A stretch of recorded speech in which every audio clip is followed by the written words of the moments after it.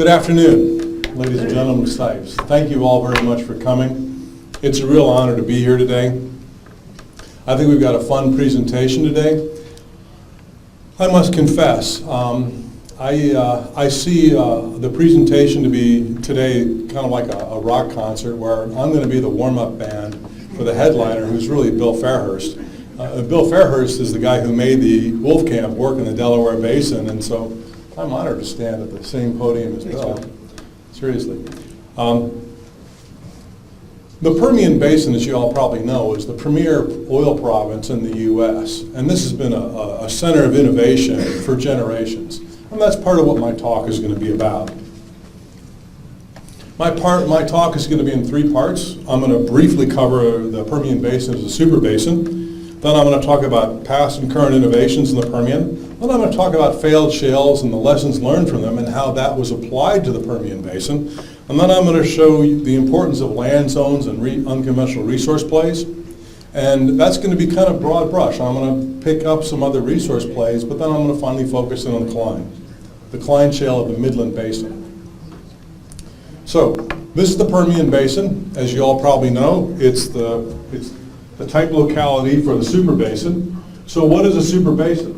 It's a basin that's produced more than 5 billion barrels of oil, and it's fixing to produce an additional 5 billion. That's the definition of a super basin, not the Permian per se. It has multiple petroleum systems, both conventional and unconventional, with stacked pays. And importantly, it has access to infrastructure and markets. You can't make this system work without being able to sell your oil. So this southwestern northeast cross-section here shows the deep Delaware Basin here, the Central Basin Platform here, and then the Midland Basin here, and the Eastern Shelf. Is that what happened? Remaining recoverable reserves are estimated at 80 billion, though that may be off by a factor of 2 or 3, given the performance we're seeing now in parts of the Midland and the Delaware. But that's twice as much as is already cumed to date. And most of this is coming out of the Wolfe Camp. And current production of 2 million barrels a day exceeds the old peak back in 70. So this peak in price has not been driven by, this peak in production has not been driven by oil price. It's the fact that they're getting ever more reserves out of these wells. And as a result, these things are economic even at $40 a barrel. So now I'll get to the first part of my talk, which is past and current innovations in the Permian. I'm going to show a series of case studies. The first one will be on what I think is the first use of 3D seismic and exploration. We can argue about that. Then a case study of horizontal drilling.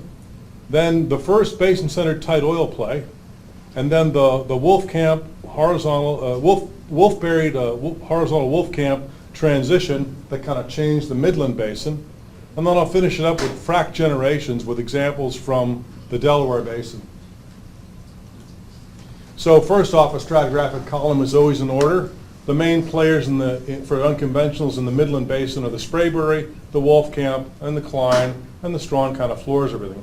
The first example I'm going to show you is from the Wolfcamp. And this is what I think is the first use of 3D seismic and as an exploration tool in the U.S. This was Trend's work that they did on the Powell Ranch and the Wolfcamp play back in the earliest 1990s. Before 3D seismic, Trend had about a 14% success rate, and they found about 1 million barrels of oil. But after 3D seismic, their success rate went up to 60%, and they were able to find almost 10 million barrels of oil. What they proved was that, without a doubt, 3D seismic is a profound risk reducer. Today, this is a pedestrian observation, but I feel like as though it was these guys in the Midland Basin that really turned the corner in terms of the application of 3D as an exploration tool, so I'm going to develop that a little bit more. Here's a map of the Wolfcamp paleogeography, and there's the Powell Ranch, and the play they were making were these carbonate grain flows in the Wolfcamp that came off the shelf edge margin. This is the Powell Ranch shown in gray. The footprint of the 3D seismic is shown in purple, and some of the big IP wells that Trend drilled are shown with the callouts. The next slide I'll show you is this yellow box. Each one of these little squares is a mile. These are sections. So each one of these squares is 1 mile. And what you can see are these are isochrons, and you can see these isochron thicks that define where the channels are and where Trend drilled some of their wells. There you go. Sugar. Thanks. A slight microphone malfunction. What's also important, though, are these dry holes here and here. And what you can see is that there are dry holes, older dry holes, that are offset by wells that will make nearly 1 million barrels of oil. Here's another one here, and that well is going to make 990,000, 1 million barrels of oil. And here's another one down here. Here's part of that 3D seismic, which shows both the amplitudes and the isochrons. And their strategy was pretty easy. Just look for the amplitude dims and the isochron thicks. So I'll show show an extract out of that 3D seismic, and this shows the amplitude dims and the isochron thick. And this, the geometry was pretty simple. What Terry Holland realized, the old 2D data, they thought they were drilling a debris channel, but they were actually just getting something out of the plane. We all know this now, right? I'll show a 4-well cross-section, and what's important about this is that, look, these guys at Trend offset this older dry hole by 800 feet and found 1 million barrels, and they offset this well by 450 feet and found 1 million barrels. And these are older dry holes with nothing in them. So ultimately, they got about 10 million barrels of oil, and at the peak they were making 100,000 barrels a month. When this happened, I was in Midland, and everyone started shooting 3D seismic. They started carpeting the basin with 3D seismic. It may be other people have better stories about 3D, but this is the one I know, and I credit these guys for it. It came out of the Permian Basin. Horizontal drilling has long been around, and it certainly wasn't invented in the Permian Basin, but now I'll show an example of horizontal drilling. This is in the Bryant G Field. It's a Devonian field at about 12,000 feet. It's a low permeability field, and it was developed on 160 to 640 spacing. By 1995, this field was perceived as being kind of just a stripper field. So in early '95, the team at Texaco decided as one last try, they'd drill a horizontal well in the field and see if they couldn't bump up the production a little bit before they sold it. So they kept it cheap. They milled out of an existing wellbore. Interestingly, they were in a part of the field where there were 4 wells per section. By the time they got out 1,800 feet from that wellbore, they were finding virgin pressures. This set off a frenzy of activity, and the field hit record high production. It surpassed its original production. And this led to horizontal drilling throughout the Midland and Permian Basin, especially in these older reservoirs. And even today, I know people that are buying old fields and drilling horizontal reservoirs in them to get incremental oil out of them. This is what the field looks like today. The Devonian are shown in lavender. And there are 72 wells in total on that map. Also shown on here are the sticks for the well paths for the Wolfe Camp and shallower Sprayberry. And but if we go back in time and strip off all that, this is what the field looked like in 1994. There were 24 wells that were producing about 3,000 barrels a month. If you divide that out, that's stripper production. After the application of all these horizontal wells, what you find is they now have 48 wells, and shown in blue are sections that previously were not productive are now productive. And what's also noteworthy is that even in the interior of the field, they drilled lots of horizontals and had good performance there also. So this is what the full production curve looks like. This is before horizontal drilling and after. So they drilled twice as many wells, but they didn't go from 3,000 to 6,000. They went from 3,000 to 8,000 barrels of oil. They opened up a lot more rock, and they actually got into rock they thought wouldn't be productive because they thought it was too tight, and that rock actually became productive. It's a pretty old story. I don't think there's anything new here. I think this had a big impact in the Permian though. And so what you see is that there's Bryant G. These are the number of horizontal wells drilled per year. Things really took off after that. Then oil prices dropped and everybody's drilling slowed down, but then it increased up and it's become a frenzy now. But by the time I left Midland in 2001, if I was proposing a well, I had to justify to my management, why is it I'm not drilling a horizontal well? Kind of an inverse of where it was before, back in the early 90s when you wanted to drill a horizontal and people looked at you like you had 5 eyes. So we've all heard about basin-centered tight oil plays. The Bakken is the best example. But this whole concept was actually originally worked out in the Midland Basin in the Sprayberry field. So it all started in '86. Prior to that time, the Sprayberry was derisively known as the largest uneconomic oil field in the world. And the reason for that is you could drill a well pretty much anywhere in this part of the Midland Basin and you'd get some kind of oil shows and you could probably perf it or maybe even try to frack it and you might get 10 or 20,000 barrels of oil out of it. But people didn't think of it as being economic. Well, in the mid-'80s, along came this company, Parker and Parsley, and they decided to apply a manufacturing type of scenario to a manufacturing process to this oil field. And they did this by involving their supply chain. In particular, they drove down their cost by doing large volume purchase of pipe, cement and such. And this is really the hallmark of what resource plays are about.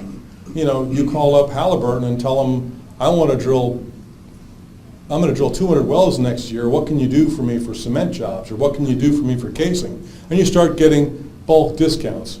It was that, and also the guys at Parker and Parsley refined their completion techniques, and they made the play work. So stair-stepping through chronologically, pre-1980 there was about 100 wells drilled, and then 80 to 85 shown in blue, there was about another 150 wells drilled. But these wells were driven by spiking oil prices. At $40 a barrel, you know, there were a lot of things that might look economic or that people could attract their investors into drilling, especially before they changed the tax laws. Parker and Parsley started in '85, and in that first year they drilled almost 1,000 wells, and they drilled over 1,000 wells, and it continued until they had drilled up a big part of the Midland Basin, and then they got sold. This is what their production curve looks like. They went from about 3,500 barrels of oil a month, up to over 100,000 barrels of oil. And they cumed a quarter of a billion, that should be MMBO. They cumed almost a quarter of a billion barrels of oil. What's important today is that Parker and Parsley got sold to another company that got bought out by Pioneer, and today, this is, you know, you've heard about Pioneer's 890,000 acres in the central part of the Midland Basin. That's all the legacy property they got from buying Parker and Parsley. And to this day, that's why the PDE on Pioneer is so high, is because they realize that Pioneer's got this enormous resource that they're sitting on that's all HBP. And of course, good for them, some of these leases that Parker and Parsley took back in the 80s in the bust time, they have like a 1/10, and some are even less than that, 8% overriding royalties. So now I want to show the Wolfberry to horizontal Wolfcamp transition and how that led to development in the Midland Basin. So this occurred on the west side of the Midland Basin, and it started out as just deepening of the Sprayberry, some Sprayberry wells. And ultimately, they started off drilling the Wolfcamp detritus, but then eventually they extended out into the basinal mud rocks. And then finally they started drilling wells, horizontal wells in 2011. So back to our Wolfcamp paleogeography map. It's over here on the eastern side of the Central Basin platform, where you get this debris being shed off the Central Basin platform into the Midland Basin. Now, this debris up against the Central Basin platform is a conventional reservoir. This coarse debris with 8, 12, 15% porosity. It's conventional. But as they kept on drilling out away from this, they started out at the Sweetie Peck and Chickadee areas. If you live and work in Midland, that means something.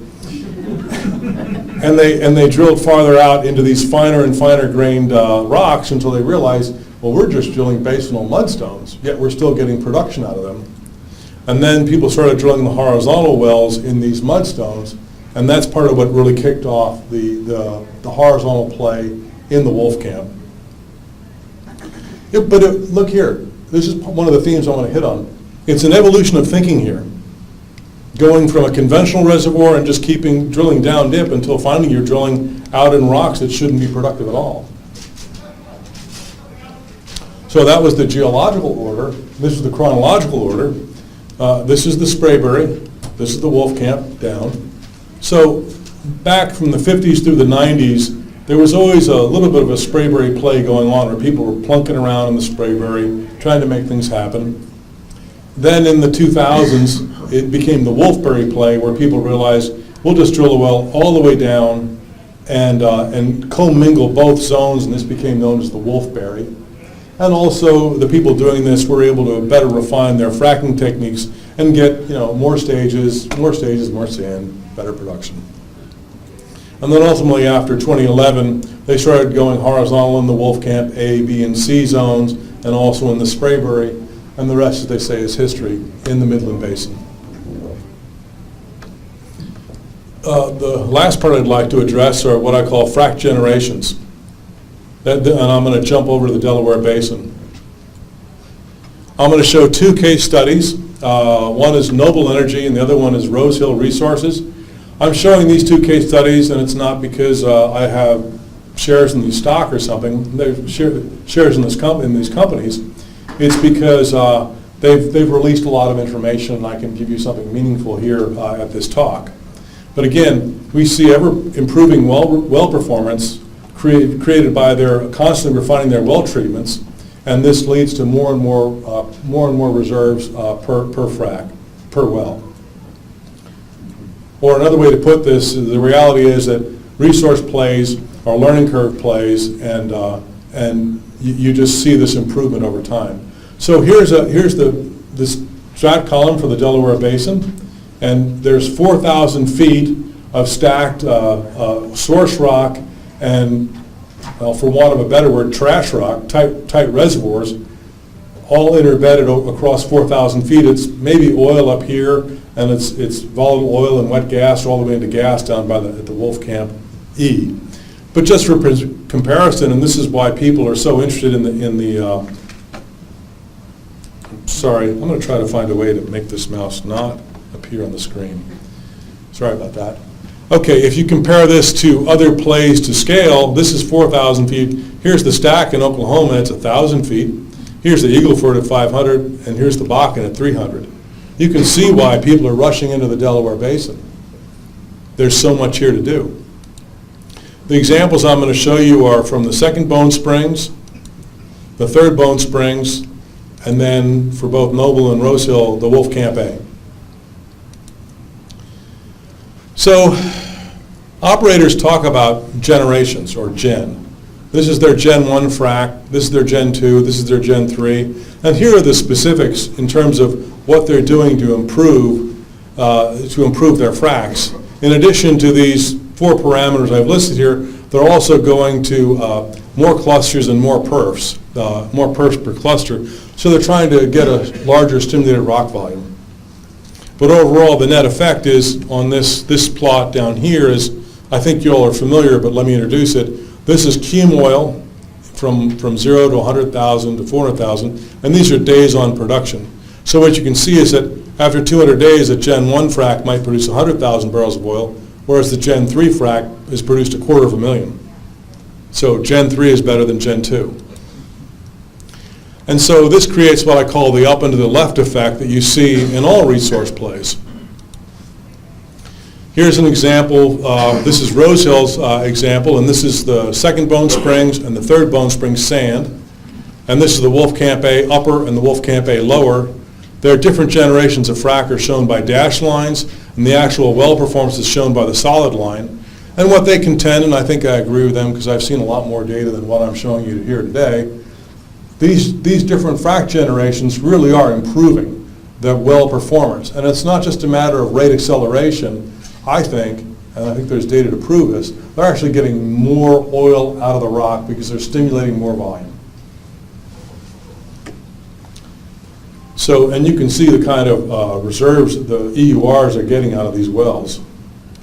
And again, this is the Gen 1 to Gen 2 to Gen 3, how they've been changing, and the bottom line is more sand per foot, shorter spacing, tighter clusters, more perfs per stage. I think we've heard this story before.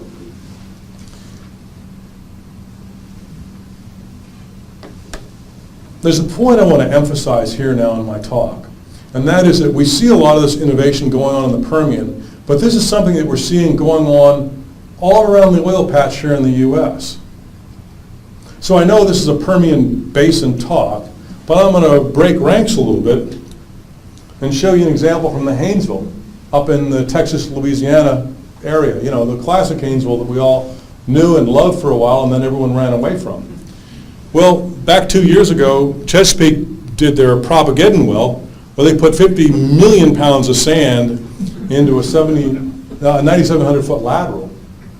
They put 5,000 pounds per foot. They put 2.5 tons per foot. And they got this tremendous uplift in production. And this has had a real change in the Haynesville economics. Haynesville methane, this is bone-dry methane. There's no oil component to it.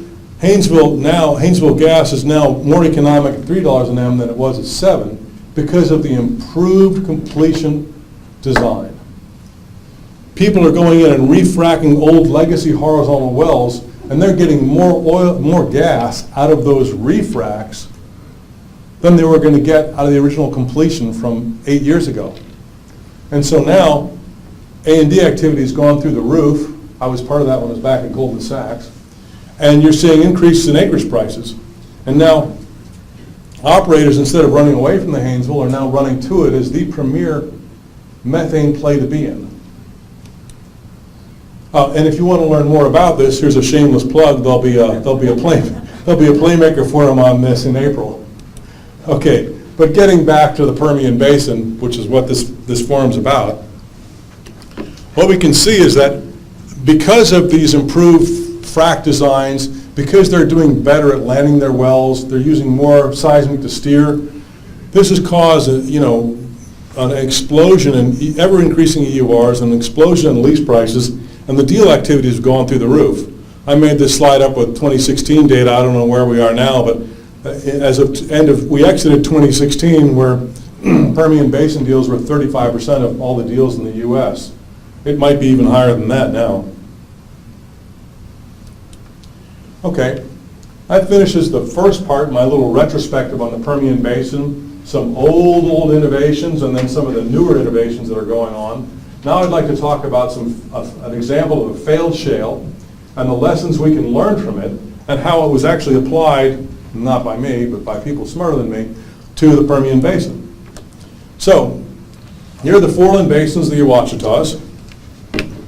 We all know them well. There's the Delaware Basin, Fort Worth, Arkoma, and Black Warrior. And in the Fort Worth Basin, there's the Barnett. It's Chesterian in age, Mississippian. That same shale is called the Fayetteville up in the Arkoma Basin, and it's called the Floyd in the Black Warrior Basin, and it's called the Barnett out in West Texas. Okay, we all know the Fort Worth Basin was the first shale play that really worked, right? And then when in the mid-2000s, when Southwestern Energy announced their success in the Fayetteville, people really stood up and took notice. Because prior to Southwestern doing the Fayetteville shale, that company was worth about $180 million. By 2005, the company was worth $3 billion. And they were growing faster than either Amazon or Google. People in the oil and gas business realize this. And they realize that you can change your company by getting into a shale play. So, what could be more obvious if you went from here to here? Well, the next thing to do is go over here and go hit the Floyd, right? It's the same age rock, it may have a different name, but it's Mississippian. Okay, so let's look at the strat column for the Black Warrior Basin. Here's the Floyd Shale right here in this red-brown color. And here's the TOC. It's also plotted up with, in blue is the Chattanooga, just ignore that. And the bottom line, though, is that the Floyd has 2 to 12% TOC. Pretty good, okay? That's what we came looking for. And you can also look at what was found in some of the wells, and you can see that, you know, in this well in particular, that 2 to 5% TOC. And then at fairly shallow depths, it's got, you know, it's in the oil to wet gas window, and that's at about 3,000 feet. If you go deeper into the Black Warrior Basin, it's Bonedry Methane. So you can dial in the fluid phase you want. There was a lot of geochem work that was done in the mid-2000s on the Floyd and the Black Warrior Basin. Very elegant work too, I might add. So this is what a type log looks like. Here's the top of the Floyd, and there's some gray shales there, but this black shale is what everyone was going for. It's got high gamma ray, high resistivity, and there's some gray shales above it. Oh, this gamma ray goes from 0 to 250, so this part here should actually be off scale. So this is right, check, check. And you look at the core, black shale, right? Okay, so it's the next Fayetteville. We're going to be rich. We're off to the races, right? So a lot of companies came in here, and important companies, smart companies. And I'm not kicking them now. Hindsight's always 20/20. Cabot, Anadarko, Shell, Ranges down here, Samson, also some David Arrington, Wagner and Brown, Edge. There was a lot of companies that came in here. And what happened? Well, they ended up drilling over 24 dry holes. And from every account I've heard, these wells experienced balloon fracs. Basically, they couldn't get the fracs away, or if they did, they basically just unloaded what they put in, and that was the end of it. They didn't really see an uptick in production. So what happened? Well, let's look at this basin paleogeographically. The Black Warrior Basin sits down here, and in Mississippian time, the Appalachian Mountains were rising. And they're shedding off all this sediment into the Appalachian Basin and south into the Black Warrior Basin. At the same time, I'll note that the Paternal High was coming up, and it was shedding sediment into the Delaware Basin. So I'll show a cross-section now from southwest to northeast. Here's the Floyd. It's sometimes called the Neal member of the Floyd, but here's the Black Shale. So you have a flooding event here, but at the same time, the Appalachian Mountains are going up so fast, they're dumping enormous amounts of sediment into the basin, right? So even though you're having a flooding event, you're getting prograding cliniforms coming into that flooding event because sediment supply is so large coming off the Appalachian Mountains. So what happened? You got a lot of clay, phyllosilicates, not mud rock, but just good old-fashioned clay, dumped into the Floyd in the Black Warrior Basin. And you see the same thing with the West Texas Barnett. So that much clay is not a good thing. In the Black Warrior Basin, also known as the Barnett, we can also go out to look at the Barnett of West Texas, because what happened was at the same time people were jumping into this basin, people were looking at the Barnett and saying, hey, we've got Barnett over here in the Delaware Basin. So they tried taking a swing at that, and it didn't work either. So here's my little base map here, and this is the Delaware Basin. I don't know if you can see it or not.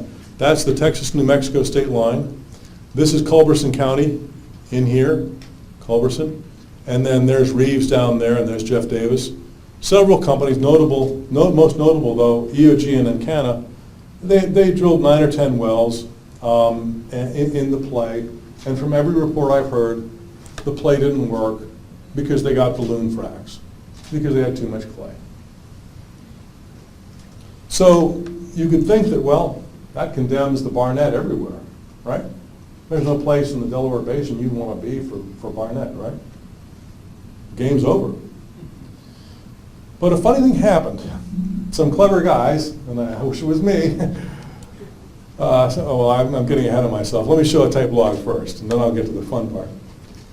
This is the Barnett Shale. It's easy to see why people were going for this, because the Barnett Shale is hundreds of feet thick here. And the Woodford is really thick too. This is gorgeous Woodford. It's almost 600 feet thick. But again, you have this high clay. And now I'll say it. You'd think this play would be dead, but some people smarter than me got in there and figured out a way to make this play work. So recently, Apache made this play out on the Diablo Platform, which they call the Alpine High, but I've always known it as the Diablo Platform, on the southwest side of the Delaware Basin. And what they put out in their press releases, they have 3 billion barrels and 75 TCF in place in the Barnett and Woodford alone. They made a huge police play there, and it's been successful. This is what a typed log looks like, and I just pulled this out of their investor relations report. They have this zone down here, which is the Penn Shales, the Barnett and the Woodford, and this is wet gas prone. And then up shallower, they have more semi-conventional reservoirs. They're not going to be as easy to work in the Bone Spring Wolfcamp section. But it's important to see that these guys are explicit about why they went there. They make no bones about it. As Steve Kineen said, the clay content in this rock is actually very low. They were bucking the trend. They moved away from the area of high clay to an area of low clay.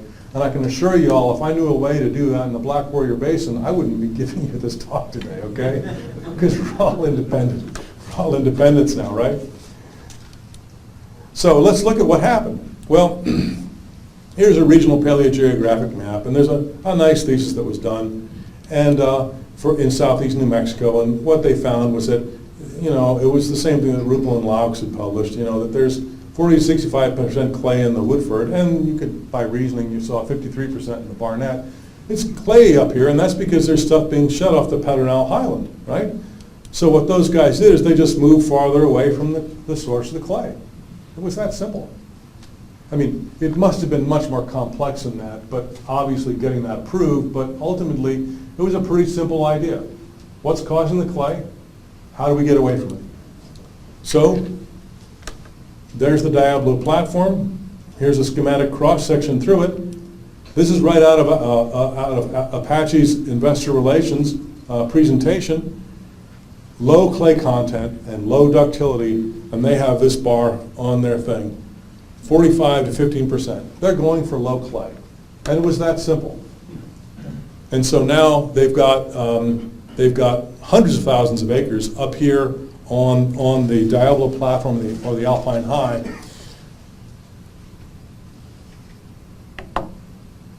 What Apache did was really important, because not only did they get away from where the clay was, they also physically extended the Permian Basin as we know it. Up until this time, no one ever thought of the Diablo Platform as being part of the Permian Basin, but it's now just as much a part of the Permian Basin as the Central Basin Platform is, with the kind of reserves they're getting. So, on to the third part of my talk, land zones and unconventionals. Land zones can have a profound effect on the performance of a well. And I'm going to get pretty broad brush here and then narrow it down, because I want to really drive this point home. Perhaps the most famous example of missing the land zone and missing the play comes from none other than the Bakken up in North Dakota. Now today, I'm sure you all are thinking, well, the Bakken, how can you miss? Everyone knows where to land in the Bakken. This is the most important, the most press-released play in North America, probably, right? From 87 to 92, there were about 130 wells drilled, horizontal wells drilled in the Bakken, and they were all going for this fractured shale play model, where they'd either land in the upper or the lower Bakken. By 1995, if you were in the Rocky Mountains and you mentioned to somebody the idea of drilling a horizontal Bakken well, you were persona non grata in that office. Think about that. Come 2004 to the present, this basin is now producing 1 million barrels out of the Bakken. What was the difference? They just dropped down 50 feet. Land zones are important. I'll show a little bit more arcane example from the Fayetteville. This is, again, this is the Barnett equivalent. There's a little play as of 2016 has produced 5 TCF. It's a really great play. This is a type log for the Fayetteville, and you can break it out about a billion ways, but there's the upper Fayetteville, the lower Fayetteville, the FL2, the FL3, and then it bottoms out right here. The main zone that they complete in is the FL2. All of this is gas saturated, and the folks at Southwestern making all this work. This is a scale right here. This zone here is maybe about 60 feet, 75 feet. But the main zone they want to hit is the FL2, or certainly that was the most forgivable zone that they early on realized that's the zone they need to be steering into to make the play work. Okay? I'm not in any way suggesting that the rest of the Fayetteville isn't productive, but this was the preferred zone and it breaks the best. This is the best example. This is a published paper. This is the best slide I could get. It's hard to read, but you can see the mineralogy over in this column here, and the mineralogy doesn't change too much. You can see the neutron density porosity, which looks pretty consistent throughout. Actually, it looks a little bit better in the FL3. You can see the in situ stress gradient, which looks fairly good in the upper Fayetteville, looks good in the FL2, and also looks good in the FL3, and they're natural fractures. So just standing back and looking at this from across the room, it kind of looks to me like it's about all the same, right? Well, the story isn't really in a petrophysical analysis, it's in a geomechanical analysis. So back to that old presentation I showed you. One more example, and then we'll get to the Permian. This is the Eagle Ford. This is from Stoneburner's presentation. And what you can see here, these are the break-even areas and the break-even costs. And what this slide means is that in these areas that are warm colors, you can break even at $30 a barrel or less. So these are the sweet spots. There's one here, and there's a couple down here. You can pick them out. So I think we've seen these slides before, and the takeaway is that, gee, Karnes County and DeWitt County look awful good. Nothing new there, right? So if all you have to do is just go lease in Karnes County, you're going to be fat and happy, right? Well, not really. This is work that was shown by Pioneer, and I believe it because I worked this play for a while, and I think there's a lot of folks in here that are going to agree. They were the first ones to point out, though, that you can break out the Eagle Ford into upper and lower, and it's defined by this maximum flooding surface. This is the transgressive systems tract, and it's these organic-rich marls in the transgressive systems tracts that have 4 times as much gas in place as the upper Eagle Ford. So the lower Eagle Ford is good, the upper Eagle Ford is bad. So just being in the Eagle Ford is not the only answer, it's where you land your well. So these guys were kind enough to give us a lot more information. What they show is that they show a bad well and a good well. So well A, which is this low well here, it's steered above the maximum flooding surface, and it's a bad well. Well B, the red well, it goes below the maximum flooding surface, and it's in the lower Eagle Ford, and it's a great well. So just being in the sweet spot alone is not enough. You also need to be in the right part of the section. But it gets even more refined than that. This is some good data that was published by Swift. And what they showed, this is the lower Eagle Ford right here. And they're doing an analysis of just the lower Eagle Ford. And what they did is they took some 3D seismic data and they inverted it, and from that they derived geomechanical properties. And from that they were able to show that this one little target interval here, that's only about 60 to 90 feet, that's where you want to be. And they contend that if you drill a well, even though you're in the lower Eagle Ford, if you drill it too high, you get a bad well. If you drill it too low, maybe you're in the zone for a while and then out, that's that black line there.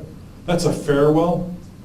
You have to drill a well right in the middle of this zone here to get optimal performance.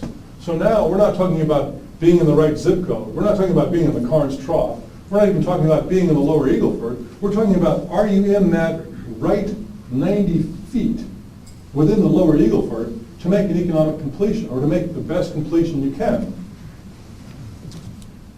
So, well, my paycheck hasn't cleared this month, so I've got to think of something else to do. I'm like you guys, I'm an independent. So the other reason why we come to these forums is because we want to learn about new technologies and new lesson learned and how we can apply these to the next big play and not pay $50,000 an acre, but pay $50 and get someone to buy it from us for $50,000, right? That's what we want to do. So the takeaways I'm going to provide to you are, all resource plays are learning curve plays, and the production gets better over time. So don't be dissuaded by those early low-rate wells. Geomechanics are really important, and clay can serve as a proxy when you don't have Young's modulus and Poisson's ratio.